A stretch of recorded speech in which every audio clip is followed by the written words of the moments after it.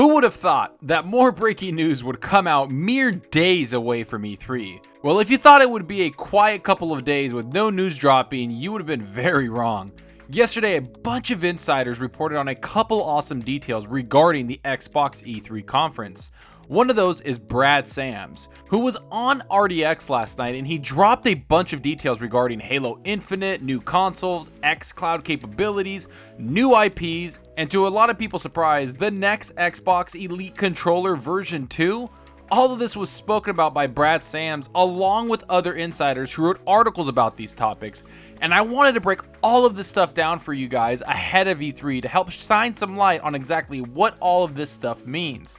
But before I do that, please hit that like button and that subscribe button. Any support is greatly appreciated. Alright, let's start this thing off by talking about Halo Infinite, which will more than likely be on the Xbox stage in some capacity. As we've covered before about Halo, last year Halo was shown with a small trailer depicting the world and the feel of the next Halo game.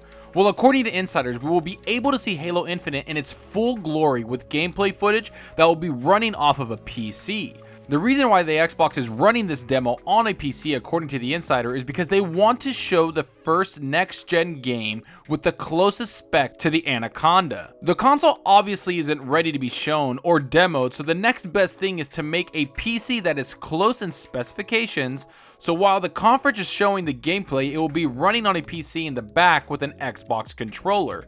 Either way you look at this, it's going to be an impressive showing if Xbox wants to show the game in the best possible console it will be playable on, especially since this has been rumored to be a launch title for the next set of console hardware for the Xbox. So it's extremely exciting to think about having Halo Infinite's gameplay on stage coming this Sunday. The next topic is the new consoles, which apparently Xbox has recently gotten the chipsets they ordered from AMD. If this is believed to be true, we can all say that the console won't be ready to be shown this year at E3. But it doesn't mean we won't get a very cool spec release along with developers and Xbox talking about what is possible with this new console hardware coming next year. Todd Howard, who is the Bethesda boss, had a recent interview speaking about the PS5 and the next Xbox console. He was trying not to break NDA, but spoke very highly on the next-gen hardware when he said this: "The things Sony and Microsoft are doing are, in my mind, no one is messing up at the starting line, which some people have done before. Everybody is focused on the right things, and in particular, it helps the kind of games that we make tremendously. Everybody has learned their lessons in some good ways and some hard ways, and they are very, very thoughtful about their audience and the developers. My view of it is it's going to be awesome across the board. Not just the systems, but the business models." This feedback by Todd Howard speaks volumes about what Xbox and even Sony are aiming for their next consoles. It's exciting to see actually evolution within the console race. Now let's move on to the xCloud, which, like we've said before, will have a huge presence at the Xbox E3 conference. Insiders are even calling it the darling of the event. They've said this about the xCloud showing up at E3. Microsoft has been talking about this service for about a year, and at E3 we'll get a new look at the offering. I heard that it does best Google's previously announced 10.7 teraflops. We've heard for a little while now that Xbox's game streaming solution has been extremely well done and optimized to its fullest potential. And for insiders to say that the xCloud will be more powerful than Google Stadia comes as no surprise to me, especially since Sony decided to partner with Microsoft in order to use their Azure servers and xCloud game streaming.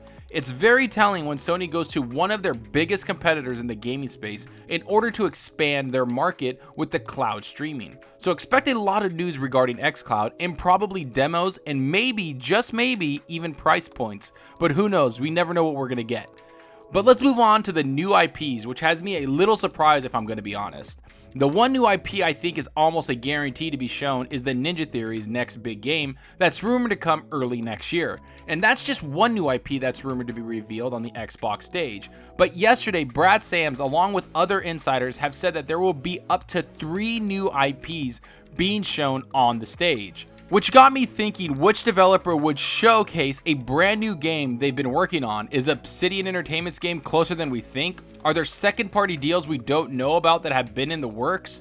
All I know is that this has me excited to see what Xbox has in store for us, especially since one of the biggest criticisms coming from gamers about Xbox is that they haven't announced a new IP in several years. So let's hope that this E3 Xbox announces a couple new IPs that people can get excited about, because that's what everybody loves. They love new IPs, they love seeing new characters, and they love seeing new worlds. Let's hope they knock these out of the park. Now, the last topic which came as a huge surprise to me was that there might be an Elite Controller version 2 announced this coming E3.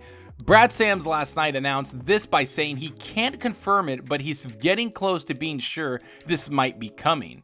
He said that the controller will have over 30 plus improvements and add a couple new features that the first one didn't have. Now, of course, I'm excited for this because the first Elite controller really was the best controller I ever played with. So to hear that Xbox is going to continue to improve this controller really does make me a happy gamer, because it will be a day one buy for me because I enjoyed the first one so much. Not to mention, I feel like the Elite controller kind of has gone in the back burner in the back of the mind of gamers. Not many people are talking about it, so it'd be kind of a cool little surprise or reveal to show on the E3 conference, especially with the people that have been waiting for it.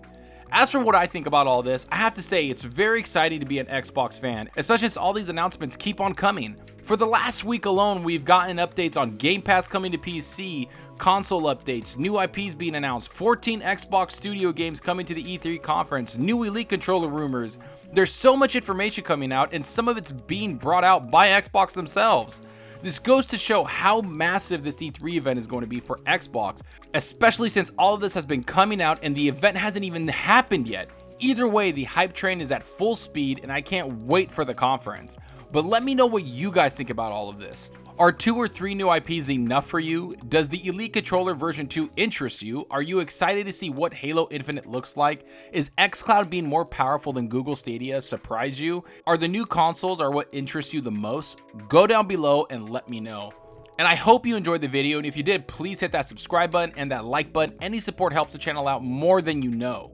And you can also follow me on Twitter at Zalker87. I'm always on there talking games and sharing my videos. Also follow me on Twitch, the link will be in the description. If you want to hang out and chat with me, I'm very active with my chat and always playing games. I hope to see you guys there. And that's all for now. Thanks for watching, and until next time, remember, enjoy your gaming. Later.